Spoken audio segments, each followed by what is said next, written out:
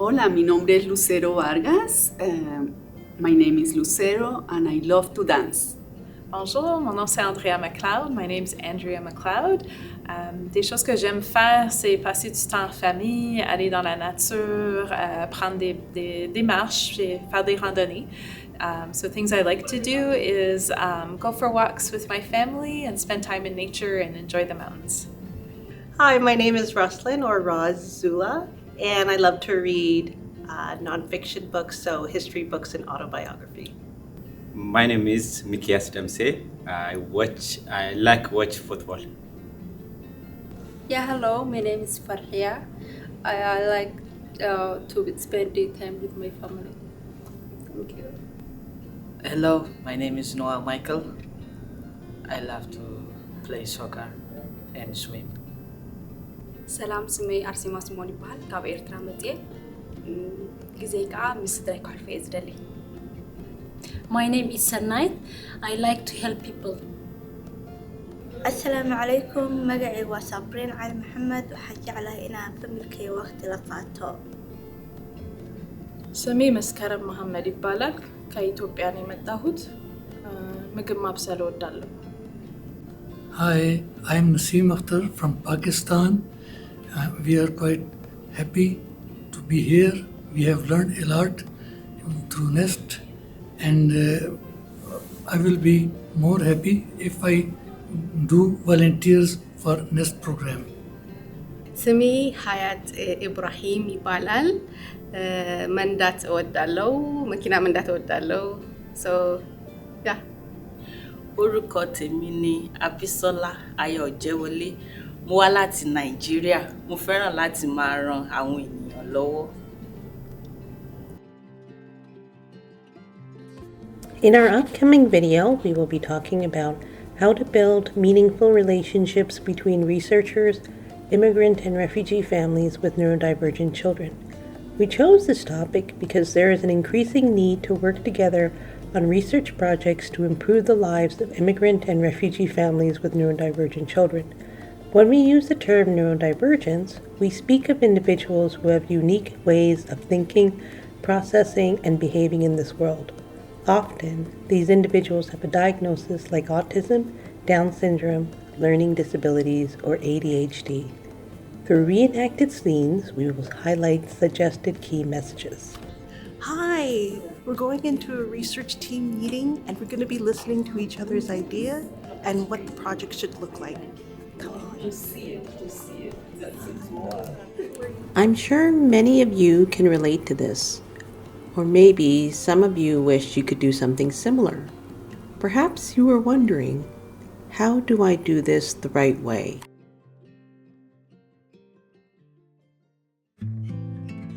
Creating research projects to improve the lives of immigrant and refugee families with neurodivergent children can be a hard task.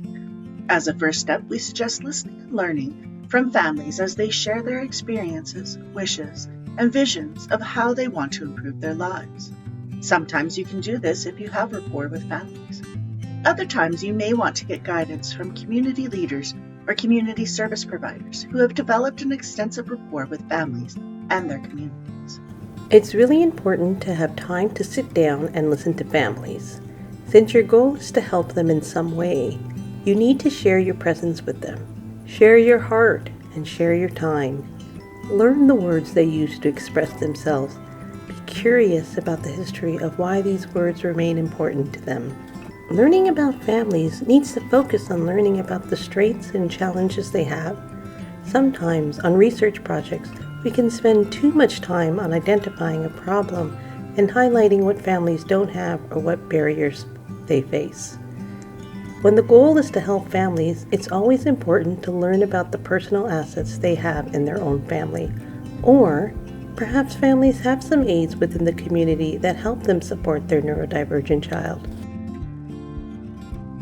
Learning about families should always consider the pre-migration and post-migration experiences of migrant families with neurodivergent children. Each family has unique experiences, and we have to be careful not to make generalizations or claim all those experiences. Learning about those experiences gives some insight on how families have interacted with other people, including people in position of power like service providers. Even if you don't have a rapport with the family, community leaders or community providers can be a helpful resource. They are also knowledgeable about values and customs that influence how families like to be respected during interactions. As they have spent a long time supporting these families, they may also have insightful knowledge about complex and intricate experiences that might be difficult for families to express. This might include experiencing different forms of discrimination, such as racism, ableism, or even sexism.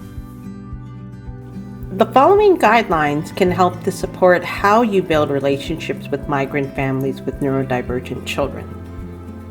Suggestion 1. Do not make assumptions.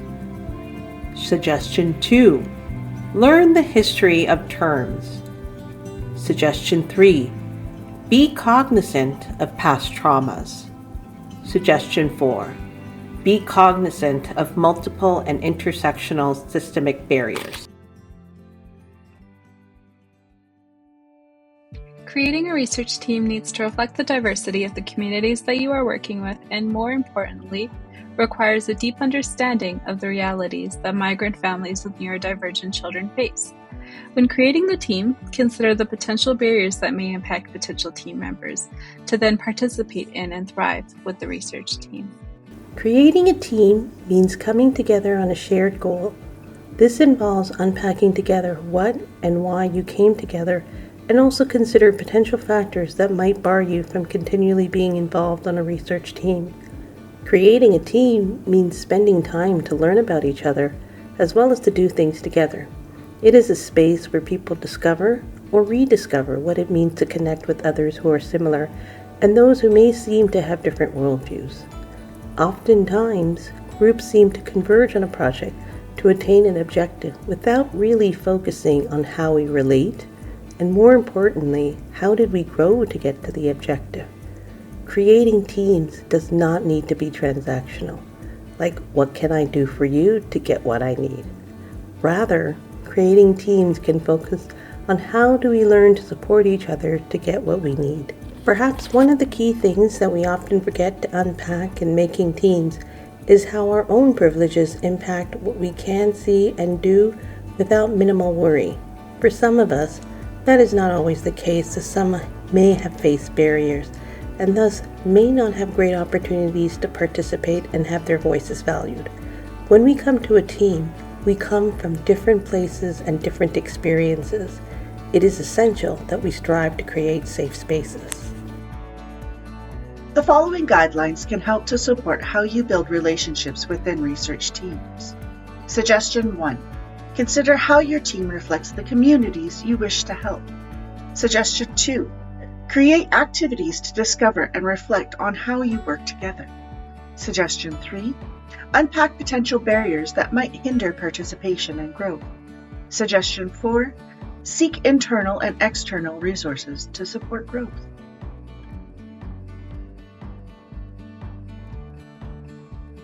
Before connecting with participants, it is important that you consider how you can build meaningful relationships with them. Consider the study documents and the processes of how you will engage with participants. Consider what benefits and challenges participants may face if they wish to be a part of your study. Having members on your team whose lived experiences reflect the participants or have in-depth knowledge of how to support them, or even having an advisory committee can be helpful resources. These groups have deep knowledge of key values and customs that signify respect when it comes to interacting with families and their neurodivergent children. The knowledge that they have can be useful in making sure that you create participation processes that do not re-traumatize families and the neurodivergent child. Our study documents can often be the first thing that a family sees when they come to know about the project. In some cases, that is not always a good thing because sharing details about a study on a paper is different from sharing details about the study in person. Even if we do meet in person and share study details, our study documents need to be reflective of how we respect them. In this case, We have to be mindful that we don't present complex and lengthy details on study documents, or that we present study documents in a language that families don't understand or in a format that can be too overwhelming to read. Participating in a study is often a one-time encounter between families and researchers. In this case, it becomes a reflexive space to figure out how do we honor them with the time we have. Should we say, well, here's a gift card, or should we ask them how we can honor them and the data that they've shared with us? These questions ask us to reflect on whether we should create a participation process ahead of time, or should we be more flexible and adapt to the participants themselves. The following guidelines can help support how you build relationships with participants. Suggestion 1. Spend time to learn how migrant families with neurodivergent children express themselves. Suggestion 2. Create safe and adaptive participation processes. Suggestion 3. Create and adapt study documents and processes to be respectful and meaningful to participants. And Suggestion 4. Learn how to honor participants. Sharing results to our communities we work with can often be a celebratory point, as this marks the time of completing the project and gaining insights, both happy moments for the research team and the communities they support. When sharing knowledge with communities, create events that are peer-to-peer oriented, incorporate different interactive methods, and serve the goals of both the researchers and the communities. Knowledge sharing events are exciting times to be creative.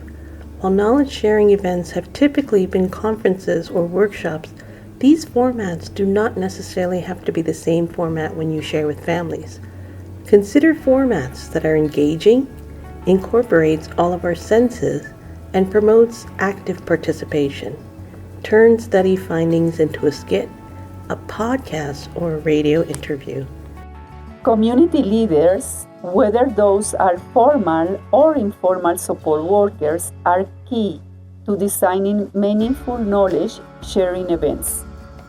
Those leaders have rich knowledge of how and why communities come together to learn with each other, and particularly of cultural customs and values that need to be incorporated into knowledge sharing events to make them meaningful.